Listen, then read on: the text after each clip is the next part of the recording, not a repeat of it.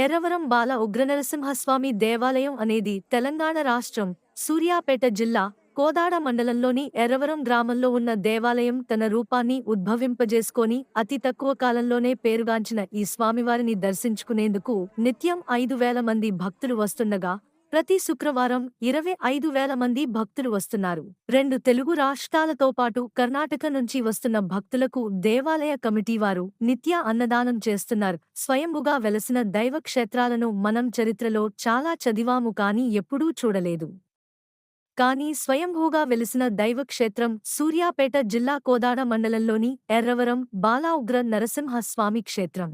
స్వయంభూగా వెలిసిన కొద్ది రోజుల్లోనే సైన్స్కే సవాలు విసురుతూ భక్తుల కోరికలు తీరుస్తూ ప్రసిద్ధ పుణ్యక్షేత్రంగా వెలుగొందుతున్న ఎర్రవరం బాలా ఉగ్ర నరసింహస్వామి క్షేత్రం నిన్నటి వరకు మారుమూల పల్లెటూరు నేడు భక్తుల కొంగు బంగారంగా విలసిల్లుతూ ఆధ్యాత్మిక పుణ్యక్షేత్రంగా మారి వేలాది మంది భక్తులకు బాటగా మారింది.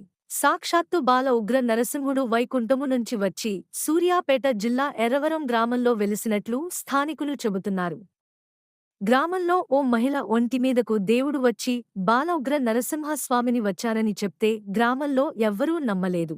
కొంతకాలం తర్వాత 2022 ఆగస్టులో గ్రామానికి చెందిన ఒక బాలుడు ఎర్రవరం దుళ్లరాళ్ల గుట్టలో స్వామి ఉన్నాడని చెప్పడంతో గ్రామస్తులు తవ్వగా ఒక బండమీద నామాలు శంకు చక్రాలతో దేవుని ఆనవాళ్లు కనిపించాయి.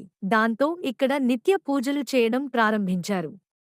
అదే గ్రామంలో 8వ తరగతి చదివే బాలుడి ఒంటిమీదకు దేవుడు వచ్చి సాక్షాత్తు బాల ఉగ్ర నరసింహుడు వైకుంఠం నుంచి ఎర్రవరంలో వెలిసినట్టు చెప్పాడు. అలా చెప్పి చెరువు కట్ట దగ్గర ఉన్న దుళ్లగుట్టను తవ్వితే అనవాళ్లు వస్తాయని ఆ బాలుడు రూపంలో స్వామి చెప్పడంతో అతను చూపించిన దగ్గర తవ్వగా బాలుడు చెప్పినట్టుగానే ఆనవాళ్లు కనిపించాయి. స్వామివారు స్వయంభూగా వెలసిన ప్రక్రియలో కీలక పాత్ర పోషించిన గ్రామానికి చెందిన 12 ఏళ్ల పిల్లవాడు పండుస్వామి. పండుస్వామి హుజూర్ నగర్ లోని గురుకుల పాఠశాలలో 8వ తరగతి చదువుతున్నాడు. స్కూల్లో ఉన్న పండుస్వామిని ఆవహించిన ఉగ్ర నరసింహస్వామి తాను గ్రామంలోని దూల్లా గుట్టపై స్వయంభుగా 12 శిరస్సులు గల సర్పం అవతారంలో వెలసినట్లు వాక్కు పలికాడు. దీంతో గ్రామస్తులు మొదట నమ్మకం లేకపోయినా బాలుడి ఉగ్ర రూపాన్ని చూసి గుట్టపై తవ్వగా పండుస్వామి చెప్పినట్లుగా మార్చి నెలలో స్వామివారి అవతారం వెలుగు చూసింది. ఆనాటి నుండి నేటి వరకు భక్తులు కోరిన కోరికలు తీరుస్తూ అద్వితీయంగా వెలుగొందుతోంది.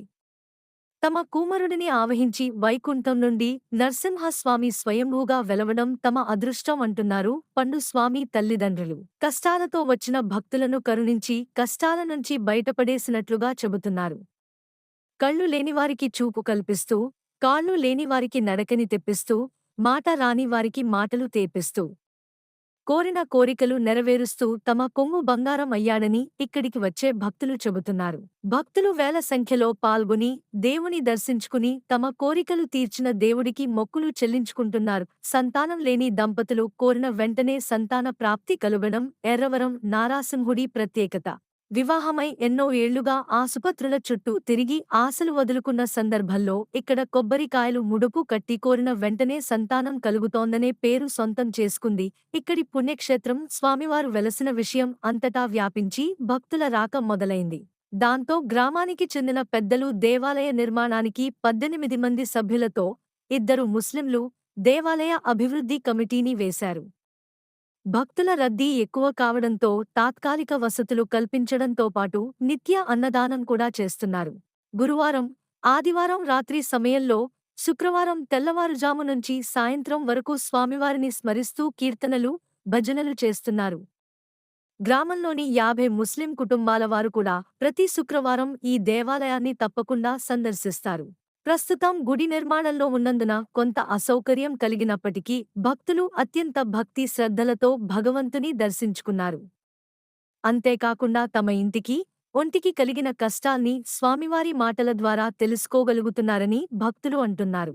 తను సాక్షాత్తు వైకుంఠం నుంచి వచ్చారని, నా దగ్గరికి వచ్చిన భక్తులకు కష్టాలను కడతేరుస్తూ ఆదుకుంటానని, కలియుగం అంతం కాబోతుందని, ఆ సమయంలో ప్రజలను ఆదుకునేందుకు నేనున్నానని ఆ ఉగ్రబాల నరసింహస్వామివారు భక్తులకు హామీ ఇస్తున్నారు. ఈ విషయం ఆ నోట ఈ నోట రాష్ట్రమంతా చేరి భక్తులు తండోపతండాలుగా ఎర్రవరం గ్రామం వచ్చి భగవంతుని దర్శించుకుంటూ మొక్కులు చెల్లించుకుంటున్నారు. ఎర్రవరం గ్రామంలో స్వయంభూగా వెలసిన స్వామివారికి ఇంకా ఆలయం కూడా నిర్మించలేదు. అయినా భక్తులు పెద్ద సంఖ్యలో వస్తున్నారు.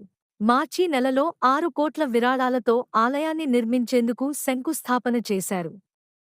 స్వామివారిని దర్శించుకుని మొక్కుకుంటే కోరిన కోరికలు నెరవేరుతాయని భక్తుల నమ్మకం. కోదాడ ప్రాంతం ప్రజలు భక్తులే కాకుండా 2 తెలుగు రాష్ట్రాల భక్తులు భారీ సంఖ్యలో స్వామివారిని దర్శనానికి తరలివస్తున్నారు.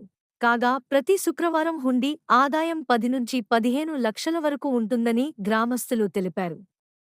మార్చిలో జరిగిన శంకుస్థాపన నుంచి నేటి వరకు కేవలం 2 నెలల్లోనే హుండీ ఆదాయం 80 లక్షలు వచ్చినట్లు తెలిపారు.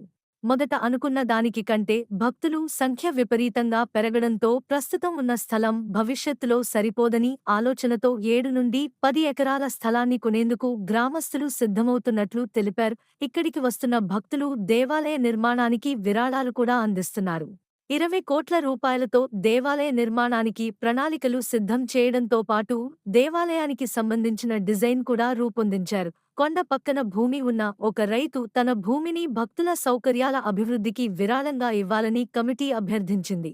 అందుకు రైతు నిరాకరించడంతో దేవాలయ అభివృద్ధి కమిటీలోని మస్తాన్ తనకున్న 35 లక్షల రూపాయల విలువైన ఎకరం భూమిని ఆ రైతుకు నష్టపరిహారంగా ఇప్పిస్తానని హామీ ఇచ్చి ఒప్పించాడు. తెలంగాణలో మరో యాదాద్రిగా మారుతున్నటువంటి బాల నరసింహ స్వామిని దర్శించుకునేందుకు దేశం నలుమూలల నుంచి భక్తులు వస్తున్నారు.